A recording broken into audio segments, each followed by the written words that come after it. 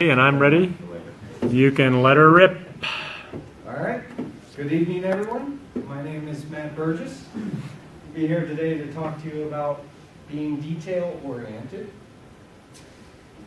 Before I get rolling on that, let me clarify something. Being detail-oriented, I'm not talking about being a hard case, being anal about things.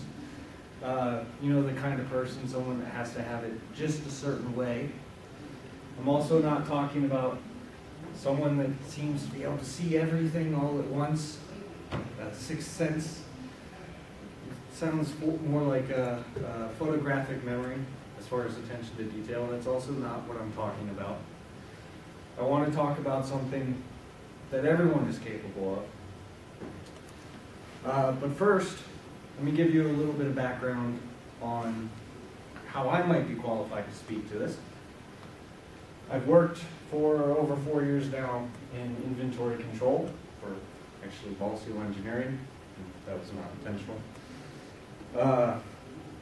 In that time, you know, I found when I went in, I had a knack for this sort of thing, but I've been able to fine-tune it over the years.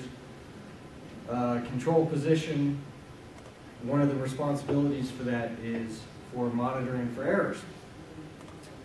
The small errors, little things, accidents happen, you just fix those and you move on. The real value is in continuous errors. Things that may be a training problem, a process problem, a hardware problem, something that's really draining your resources. Those are the things you want to identify and fix.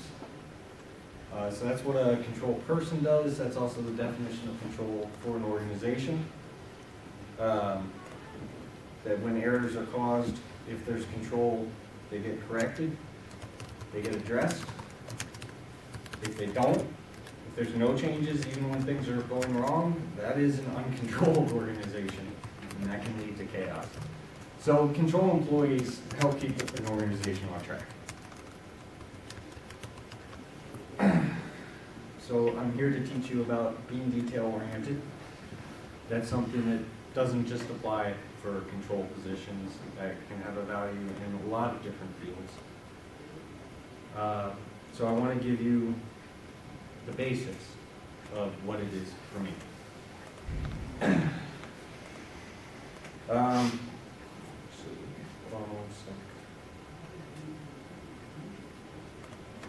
The other thing I'm looking to give you with all of this is that you can be a person that you are identified as detail-oriented.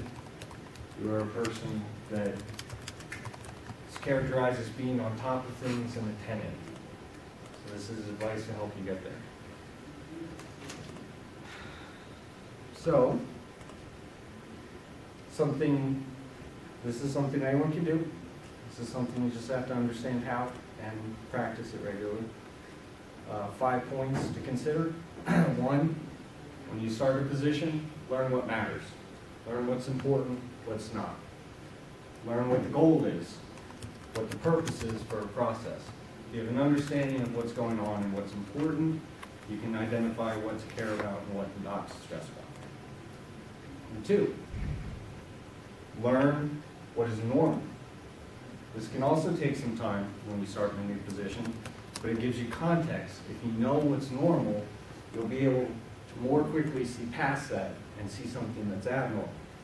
Abnormal things are usually mistakes, not always, but it lets you identify it quicker.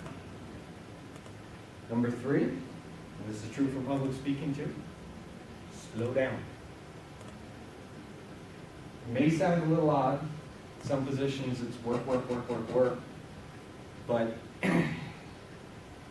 if accuracy is your goal, then if it's important that you get it right the first time, then mistakes will cost time and money, and slow down. It'll be worth it.